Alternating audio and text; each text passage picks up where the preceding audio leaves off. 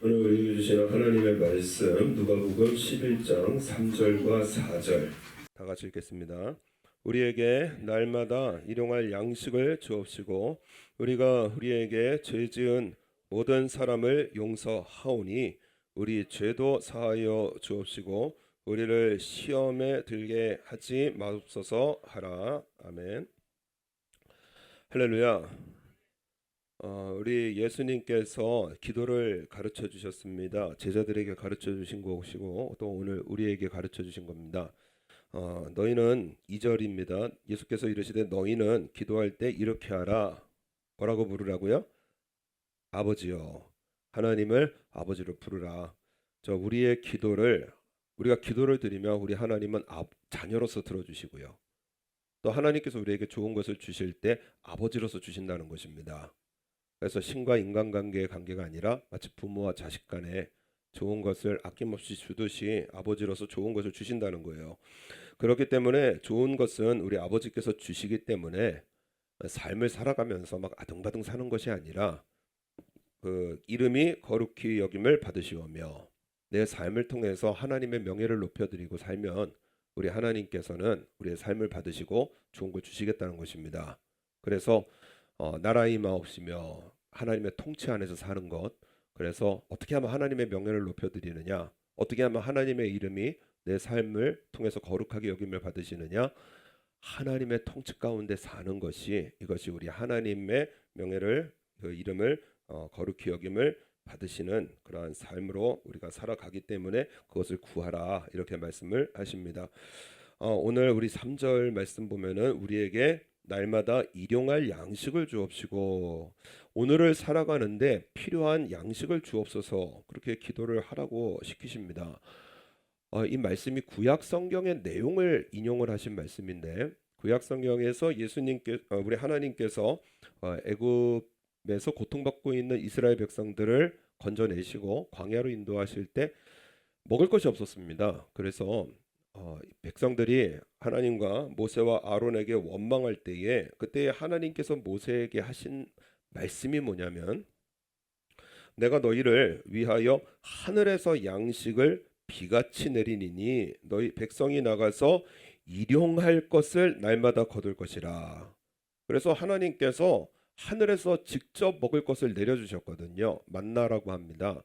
그런데 이 만나를 하나님께서 풍성하게 주셨는데 마음껏 가져가라는 것이 아니라 한 사람당 한 오멜씩 딱 일용할 양식만큼만 가지고 가라고 매우 엄격하게 이 일에 대해서 말씀하시고 그리고 일을 진행시키셨어요. 여호와께서 이같이 명하시기를 너희 각 사람의 식량대로 이것을 거둘지니 곧 너희 인수의 매 명에 한 오멜씩 취하되 각 사람이 그 장막에 있는 자들을 위하여 취할지니라. 한 오멜 하면은 한 사람의 식량입니다. 하루의 식량. 그러니까 우리 하루 세 끼 먹듯이 세 끼분의 식량을 가지고 가라. 또 이렇게 말 안 듣는 사람들 있잖아요. 그래서 이거 내일 안 주면 어떡하지? 해가지고요. 내일 만나 안 내리면 어떡하지? 그래가지고요. 그래서 또 왕창 가서 쟁겨놨습니다. 그랬더니 아침까지 그것을 남겨두지 말라 그랬더니요. 그랬더니 모세의 말을 듣지 않고 덜어는 아침까지 두었더니 벌레가 생기고 냄새가 난지라. 그래서 모세가 노하는 장면이 기록이 되어져 있습니다. 왜 하나님께서 이런 일을 하시는가? 그냥 좀 넉넉히 주지. 그죠? 우리 그런 거 아닙니까? 그죠? 오늘 쓸 것이 아니라 한 1년치 넉넉하게 주시면 좀 좋을 텐데 안심하고 살 텐데. 그죠? 왜 이렇게 간당간당하게 우리 목사님 늘 말씀하셔. 목사 지갑은 희한하다. 수입이 많아도 빵원, 수입이 적어도 빵원. 월말 결산해 보면 계속 빵원이라는 거예요. 목사 지갑은 신비롭다.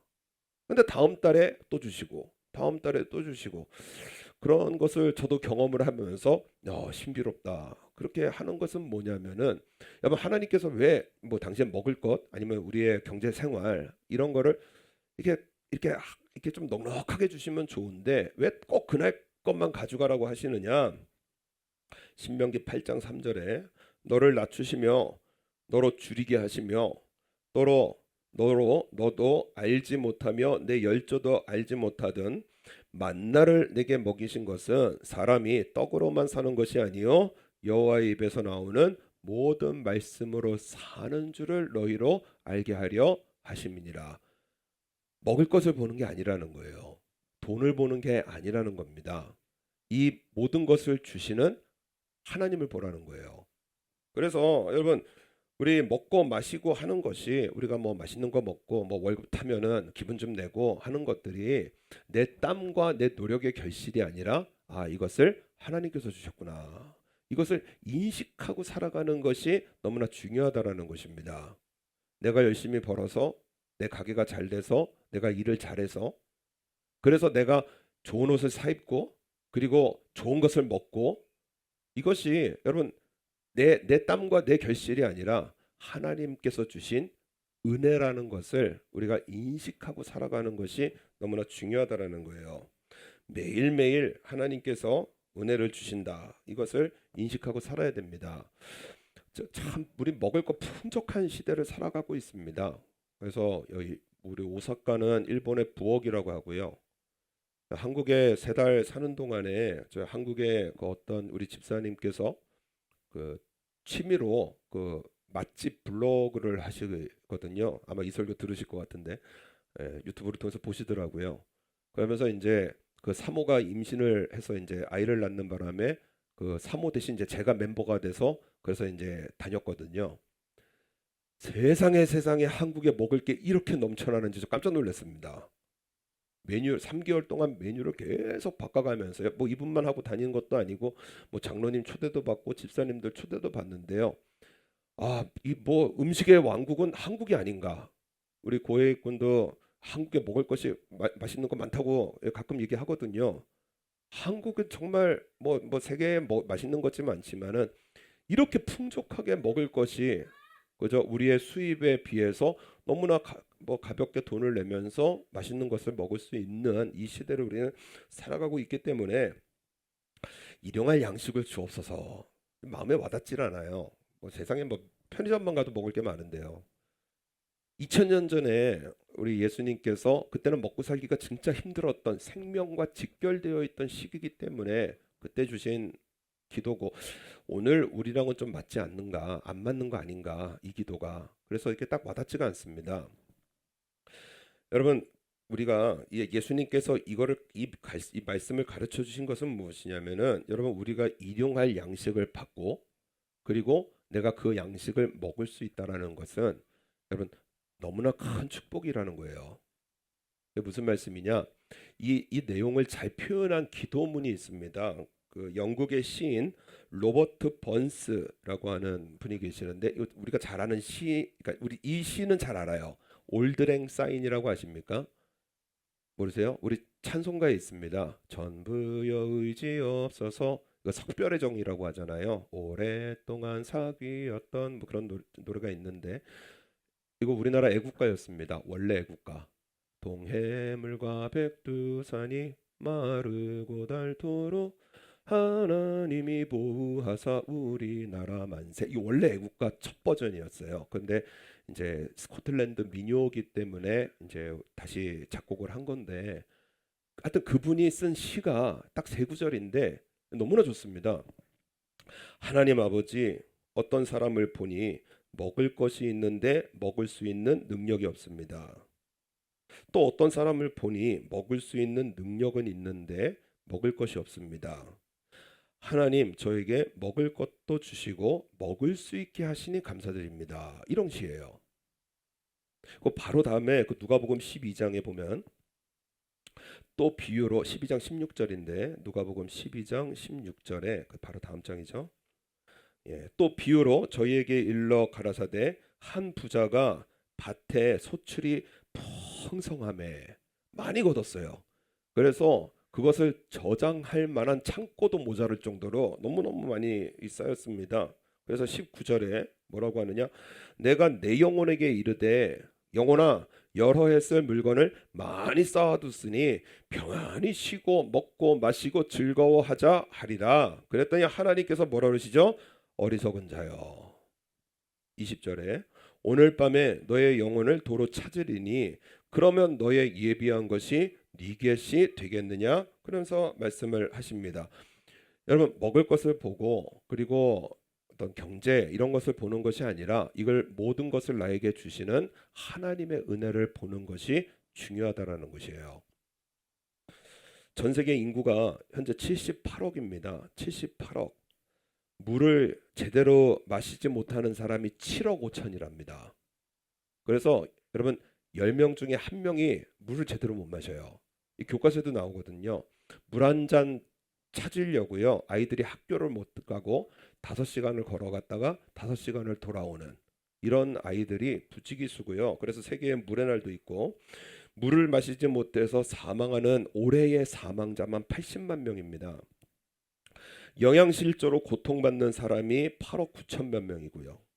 그러니까 9명 중에 1명이 전 세계에서 영양실조로 고통을 받고 있고 4,400만 명, 대한민국 인구와 거의 비슷한 4,400만 명이 굶주림으로 사망하기 직전에 있다고 합니다.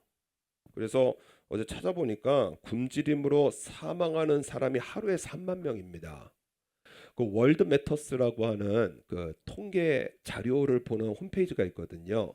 거기에 실시간으로 나와요. 그래서 뭐 여러 가지 내용들이 있는데 오늘 굶주려 죽는 사람 숫자가 이제 계속 카운팅이 됩니다. 거의 2초에 3초에 한 명씩이에요. 하나 올라가고 좀 있으니까 또 하나 올라가고 똑딱 또 하나 올라가고. 그러니까 지구 어디선가 먹고 마시지 못해서 세상을 떠나는 어린아이 그리고 사람들이요 2, 3초마다 한 번씩 딱딱딱딱딱 올라가면서 계속 올라가더라고요. 제가 이것을 보면서 먹을 것이 풍족한 것이 문제가 아니구나. 내가 이 먹을 수 있는 환경을 주신 것이 하나님의 은혜구나. 여러분 우리 일본에 사는 거 하나님 은혜입니다. 한국에 사는 것도 하나님 은혜고요. 제가 군대를 한국에서 나왔거든요. 예. 근데 북한 군대를 지난주에 봤더니 반찬이 3가지가 나오더라고요. 근데 무슨 반찬이냐? 얇게 썬 무절임, 길게 썬 무절임, 깍두기 같은 무절임. 요거 3개예요. 그러니까는 김정은이 그 반찬은 3개를 줘라 하고 정해놨답니다. 근데 먹을 게 없으니까는요. 물을 요리 자르고 조리 자르고 요리 잘라 가지고요 3개 하고 보는 이렇게 주는 거예요. 여러분 그것도 병사들이 자기가 길러야 됩니다. 자기가 직접 재배해서 자기가 직접 캐서 그래서 먹어야 된다라는 거예요. 그래서 참 행복하게 먹을 수 있는 우리 일본에 살고 오사카에 살고 지갑에 돈이 있고 그래서 우리 참 마음껏 행복하게 먹을 수 있는 것이 이것도 하나님의 은혜구나. 여러분 행복하게 먹을 수 있는 건강을 가지고 있는 것도 여러분 은혜입니다. 예전에 우리 어떤 분 우리 성도님 보니까는 못 드시는 거예요. 이것도 못 먹고 저것도 못 먹고 그래서 몸이 고통스러우니까는 먹으면은 힘드니까는요. 그러니까는 여러분 많은 병들 가운데 음식 제대로 못 먹는 병들이 굉장히 많습니다. 그러니까 내가 건강해서 하나님 이게 은혜를 많은 음식들을 우리가 섭취할 수 있는 것도 은혜고요. 여러분 마음 편히 먹을 수 있는 것도 하나님 은혜입니다. 제 친구 보니까는요 밥을 씹는 게 모래 씹는 것 같대요. 그런 말을 하더라고요. 한국에서 나올 때. 왜냐면은 인생이 너무 고통스러우니까는요 밥도 제대로 못 넘기는 거예요. 그냥 염려가 있고 근심이 있고 고통이 있으니까는요 마음 편하게 밥 먹는 것이 얼마나 행복한 것인지.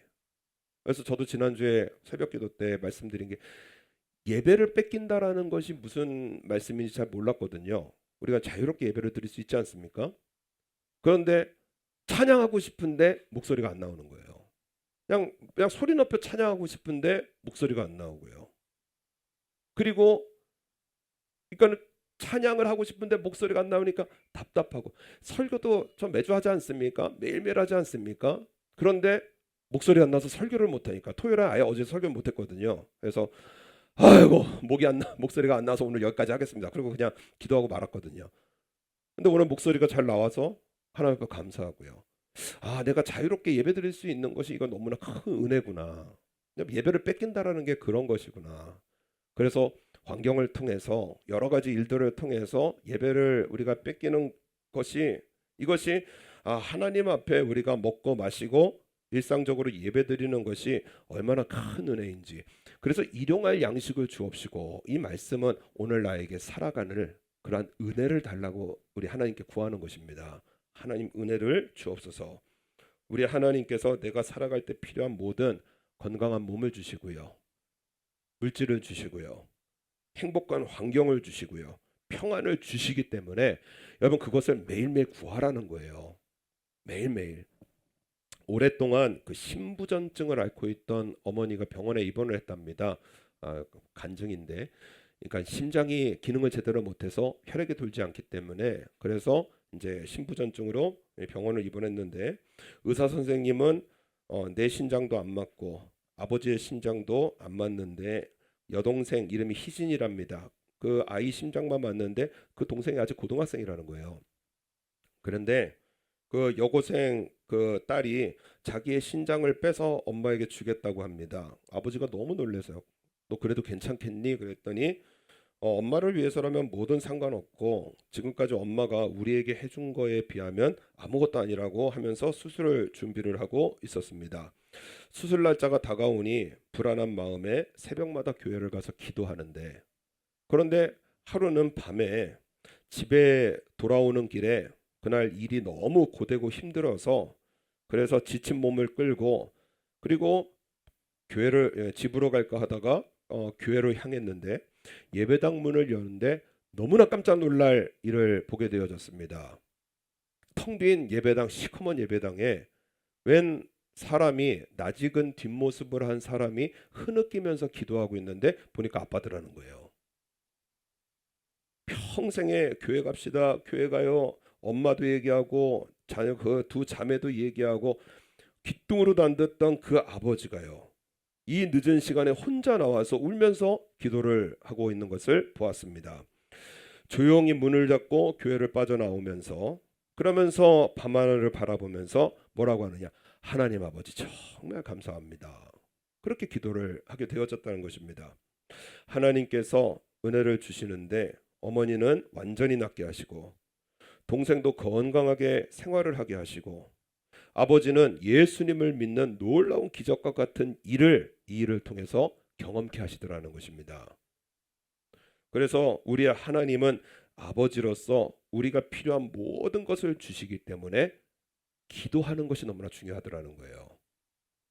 우리가 얻지 못하는 것은 구하지 않기 때문이라는 것입니다.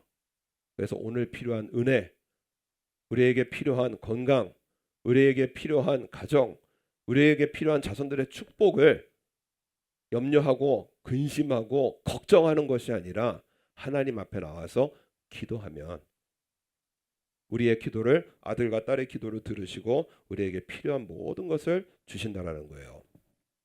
우리 4절, 우리가 우리에게 죄 지은 모든 사람을 용서하오니 우리 죄도 사하여 주옵시고라고 기도를 가르쳐 주십니다. 이 죄를 짓다라는 뜻이 그 헬라어 원어를 보니까는 빚이라는 뜻입니다. 빚, 채무, 그러니까 돈을 빌린 거예요. 그리고 못 갚는 겁니다. 그게 죄를 짓다라는 뜻이더라고요. 직역하면은 죄 지은 사람이라는 뜻은 빚진 사람이라는 뜻이고요. 그럼 죄 지은 사람을 용서한다라는 것은 빚진 사람에게 자유를 준다라는 것입니다. 그래서 우리 하나님 앞에 내가 죄를 지었습니다. 그 뜻은 무엇이냐? 하나님께 갚을 빚이 생겼다라는 뜻이에요. 그럼 하나님께서 우리의 죄를 용서해 주셨다라는 것은 뭐냐? 그 빚을 안 갚아도 된다라는 뜻입니다. 그래서 하나님께서 경제용어로 말씀을 하신 거예요. 여러분, 이에 대해서 예수님께서 예를 들어서 말씀하신 것이 1만 달란트의 비유입니다. 한 왕이 있는데 그 회계를 해보니까는 자기한테 세상에 1만 달란트나 빚진 자가 있습니다. 그래서 왕이 보니까는 여러분 1만 달란트라는 돈이 뭐냐면은 16만 4천 년을 일을 해야 됩니다. 그 돈이에요. 하루도 안 쉬고요. 그리고 1엔도 안 쓰고요. 16만 4천 년을 일을 해야 됩니다. 대한민국 역사가 4,500년쯤 되죠. 예, 뭐 이렇게 당분부터 시작해서 그걸 4번을 살아야 돼요. 그 돈을 빌린 그 신하가 끌려와 있는 거예요. 그래가지고 뭐라 그러느냐? 엎드려 절하며 가로되 내게 참으소서 다 갚으리이다. 이거 못 갚습니다. 16만 4천 어떻게 해요? 그랬더니 왕이 그 종의 주인이 불쌍히 여겨 놓아 보내며 그 빚을 탕감하여 주었더니, 그래서 없어졌습니다. 얼마나 행복했겠습니까? 얼마나 기뻤겠어요. 그러고서 그냥 행복하게 나가는데 세상에 자기한테 100데나리온 빌린 사람이 있습니다. 3개월치거든요. 100데나리온이면 3개월치 월급입니다. 그러면서 나가면서 100데나리온 빌린 그 자기 친구를 하나 만나가지고 보면서 뭐라 그러냐? 여러분, 목을 졸르면서요. 멱살을 붙들고 목을 졸르면서 돈 갚아라 그랬더니요.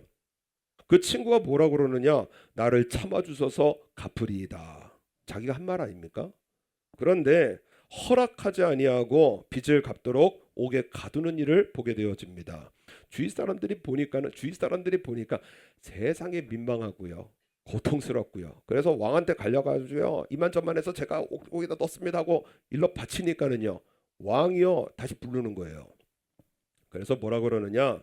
내가 너를 불쌍히 여겨서 너의 빚을 전부 탕감해 주었거늘 그러면 너도 내가 너를 불쌍히 여긴 같이 너도 내 친구를 불쌍히 여김이 마땅치 아니하냐 하면서 빚을 다 갚도록 옥졸에게 붙여서 감옥에 쳐넣게 되어집니다.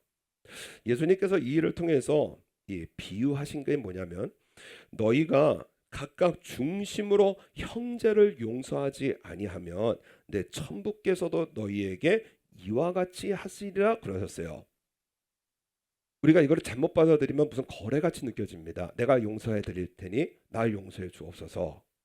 아니면은 하나님께서 우리의 죄를 용서해 주셨으니 너희도 용서하라. 뭐 율법적인 명령으로 들리기도 합니다. 그런데 이 말씀의 의미는 무엇이냐면은 여러분 다른 사람의 죄를 용서해 준 경험이 있는 사람이 하나님 앞에 참된 용서를 구할 수 있고요. 그 용서를 믿을 수 있다라는 거예요. 다른 사람의 죄를 우리가 왜 하나님의 구원을 우리가 신뢰하지 못하고 우리 죄들이 있지 않습니까? 큰 죄. 그래서 실제적으로 제가 몇 번 물어봐도요. 우리 성도님들 구원의 확신 갖고 있는 사람 그렇게 많지 않습니다. 나 지금 죽으면 천국 가나 생각할 게 많아요.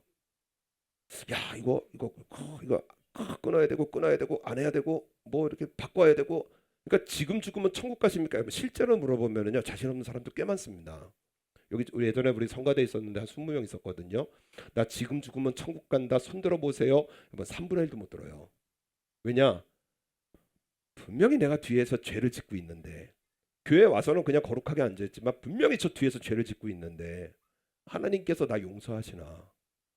이 죄, 이 큰 죄를 어디 가서 말 못할 이 부끄러운 죄를 나 짓고 있는데 진짜 하나님께서 나 용서하시나? 이걸 못 믿는 거예요.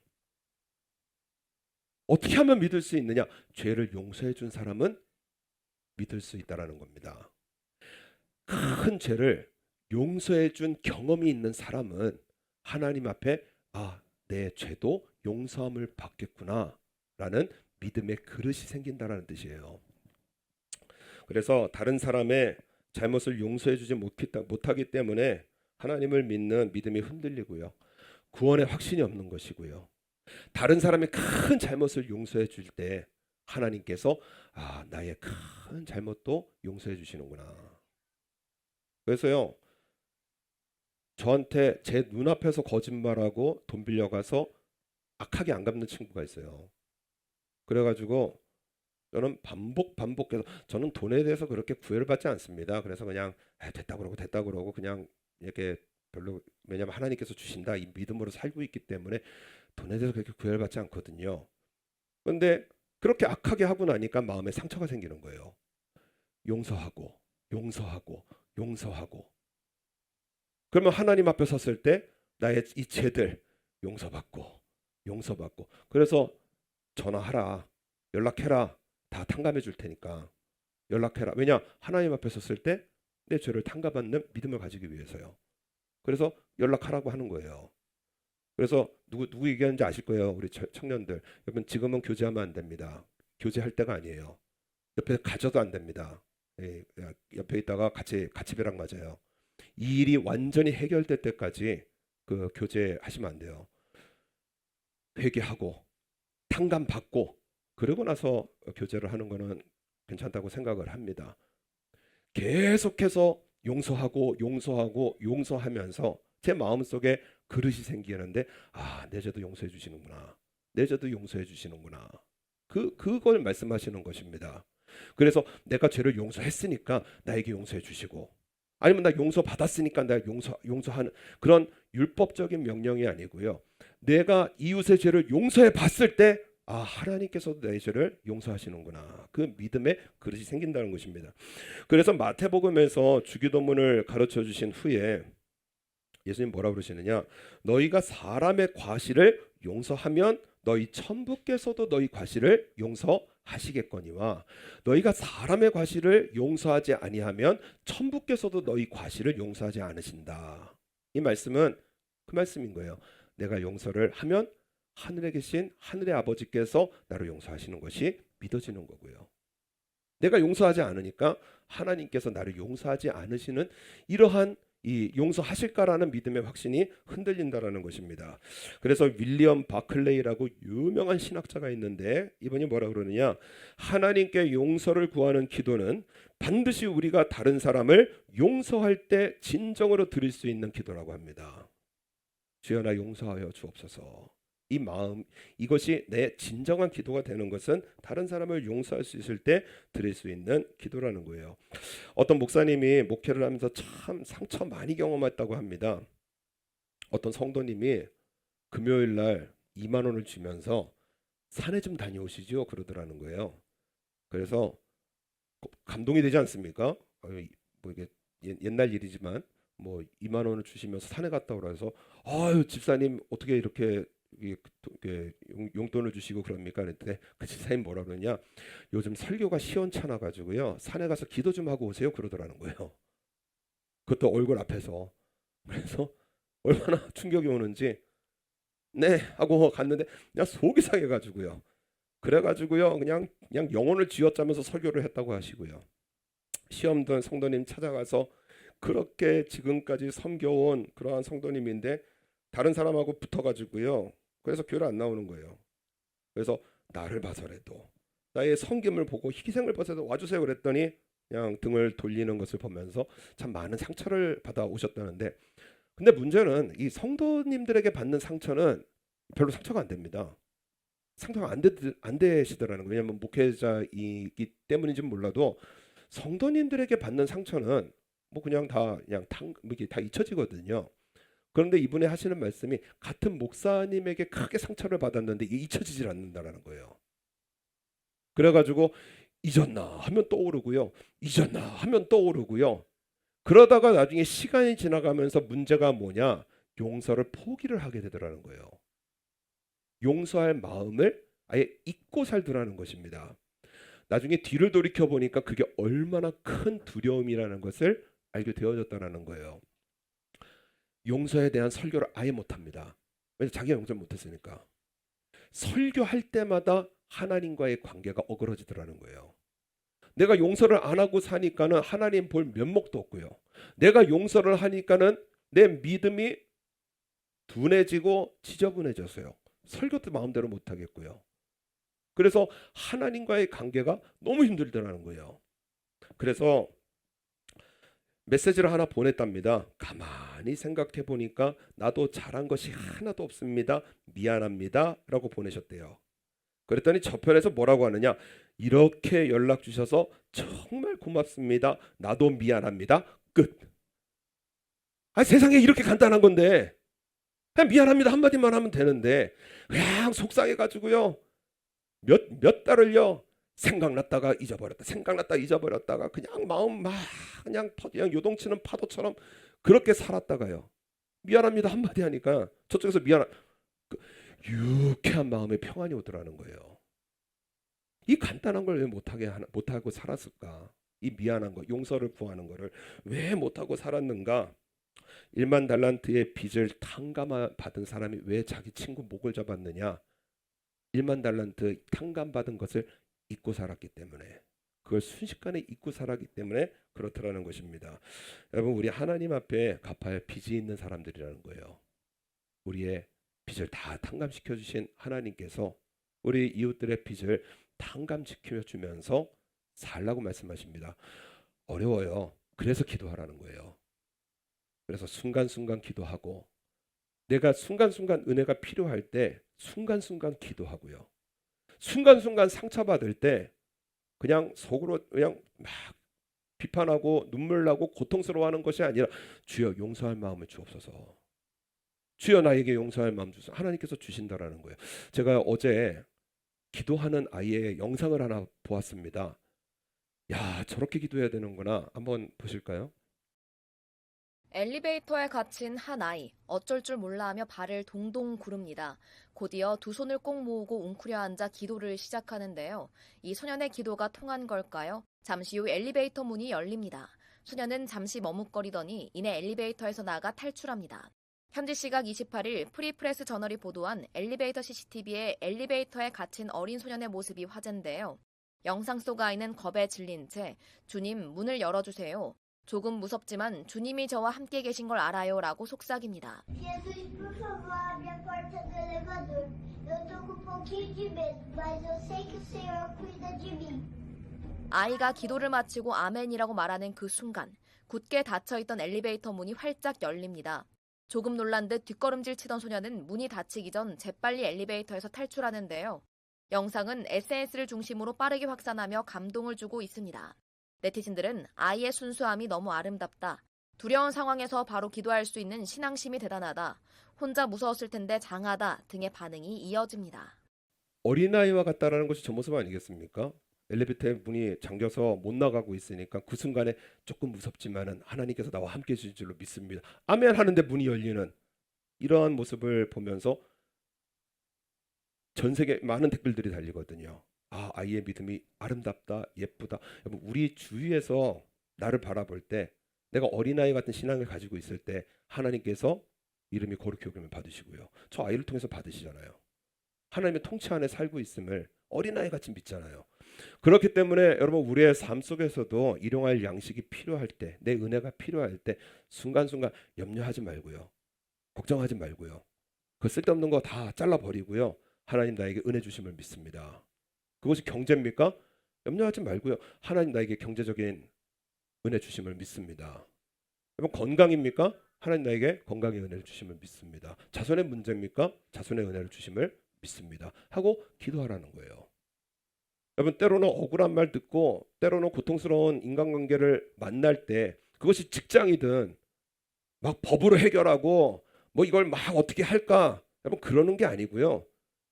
모든 인생 삶 속에서 하나님께서 나에게 용서할 마음을 주시고 이 일을 통해서 오히려 더 하나님께서 영광 받으실 줄로 믿습니다.